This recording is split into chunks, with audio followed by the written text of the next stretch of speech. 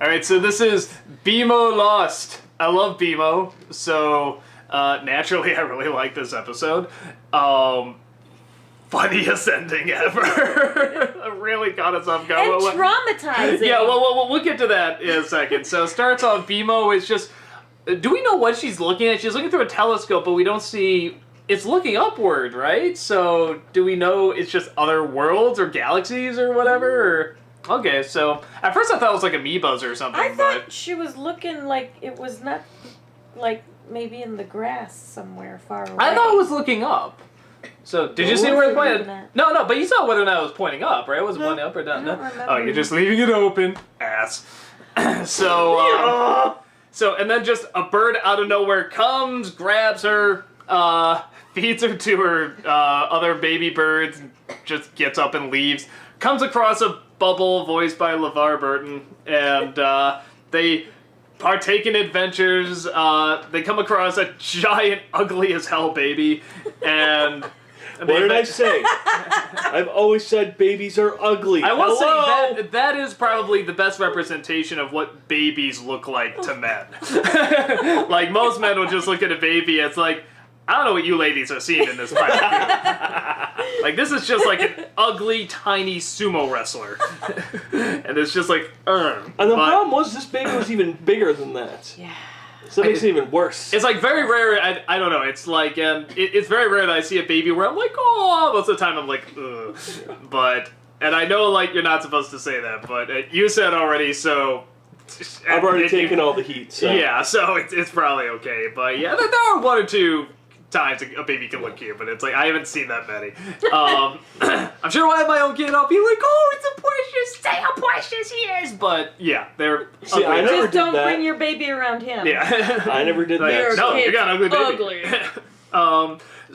But they eventually get the baby to the mother, and they go home, or they finally make it home, and the bubble feels so good that he asks BMO to marry him, and she says yes, and then Jake pops the bubble. We just lost our shit at that point. I mean, we, like, howled laughing, because it was so unexpected. Did. Oh, God, you did too. Come on. No, I didn't. No. I was traumatized for life. I was watching from a different angle, and there was these two, and Jory was terrified. She was like... oh my God, what the hell just happened? What did you do? And Doug was just like, oh, it was great. Just the reactions were phenomenal. It was perfectly tied. I mean, they're building up his excitement, the music's going just, hey, a bubble! And you just see the finger come, and it's just gone in, like, one frame. It was just a little like that, and it's just the perfect... little delivery that, like you said, it's just like an arrow just goes boom in your heart. It's like, ah! But it's okay because he becomes heir. And everywhere she goes, he'll be watching. No more privacy. No more privacy. Every room she goes into, he'll already be there. For the rest of her days until she dies. Yay! Which that was perfectly done. Because at first I was really afraid because I was like, no, this should have stopped at, the bubble being popped and Finn going, oh yeah, that is funny. Or something like, I was like, no, stop, don't keep going.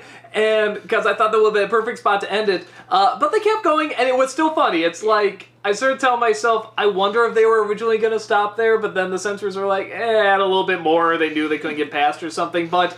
That's a good compromise, because that was pretty funny. The I will always be there watching you for the rest of your days. And, that's funny enough. And then her going, yay, is really great. So I just wish they would have, like, pulled in on her eyes or something like that, and then stopped there before she said yay. Oh, God. So it's the whole, watching you, blah, blah, blah, blah.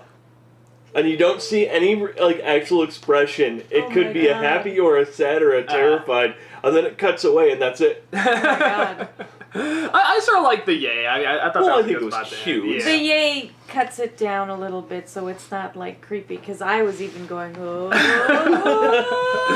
Because at first I was just so traumatized. I was like, oh, my God, oh, my God, oh, my God. And then the creepy stuff, and I was like, oh, no. that is no sexy hitman. There is nothing sexy about it. Welcome to marriage. Where sexy hitmen do not exist. I'll be your sexy hitman. You poor thing. Nice. What are you gonna hit? All sexy like. I'd hit that. Anywho, so That's lame. So no, BMO I always love. I get she's just too freaking cute. I'll hit Doug. Okay, can we talk about my that God. please, as No, opposed but to violence? he could hit you sexy like. There's no sexy way for us to do anything Sexy. together. Oh yeah, there is. Oh wait, what? There's What'd you say? always. Oh, I What'd you say? disagree. I disagree. I'm just kidding. You've read slash fiction about us, haven't you? Of course, all the time. That's in my spare time. That's what I do. I You don't work, you don't do I anything, mean, just look but up anything slash better fiction to do about in us. my life. Nice. So, thanks, you slash fiction writers. You've made my wife happy, I guess. You saved our marriage. Oh my god.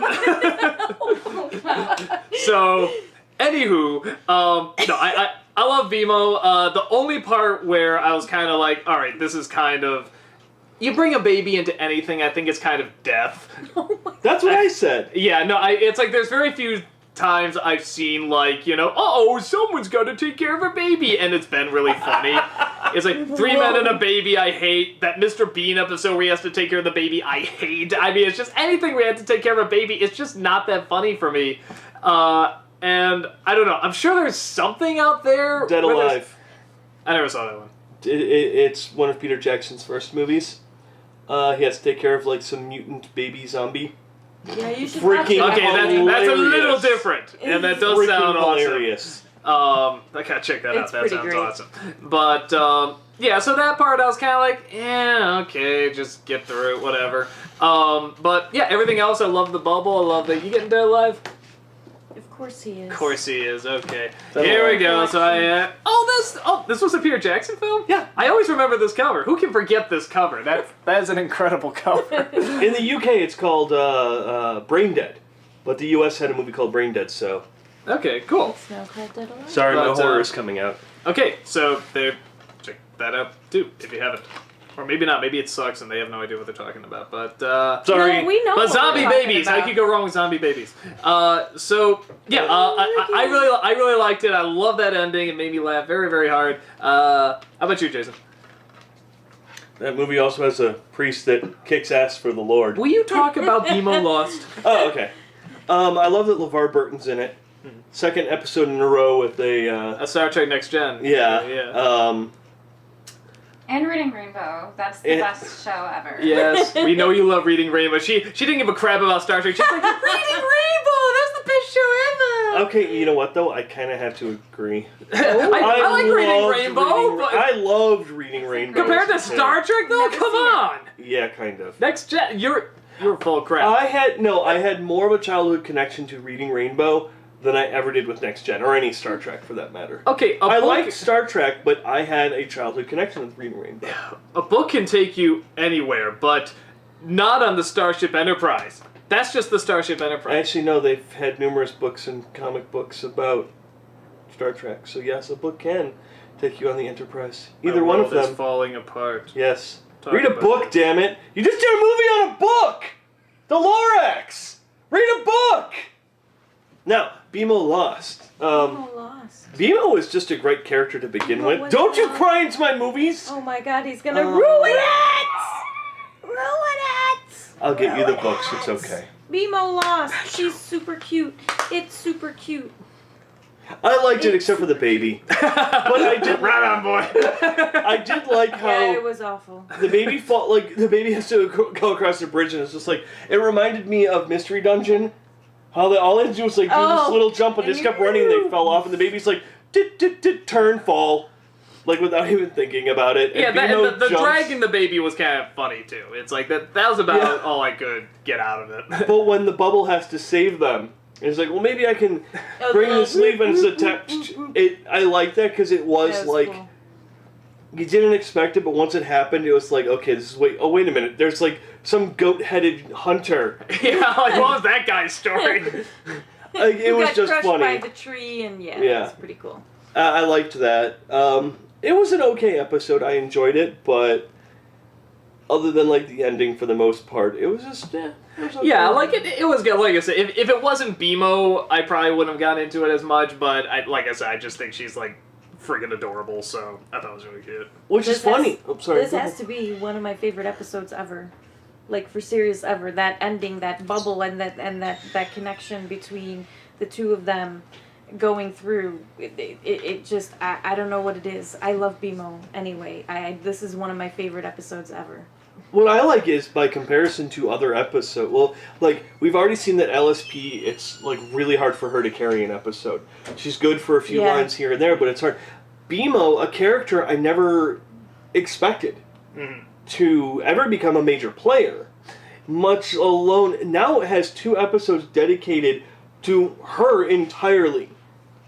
And they're both good. I mean, I'm sorry with you, they're not, like, phenomenal or anything, but it's just she's so into everything she's doing. She's just so likable and cute. It's like, how can you not get into it? BMO is a character that can actually carry an episode and carry it well enough.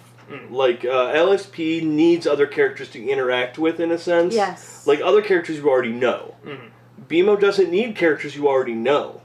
Because we already had the mystery one where there was no interaction pretty much with anyone else other than her own self. And then this one with a bubble. And I think that's really good writing. And when BMO tripped, both of Doug and I went, oh no! Like we I don't want to see anything bad happen to BMO. Well, I'm very OCD, so looking at that crack throughout the whole episode, I'm just like, fix that, fix that.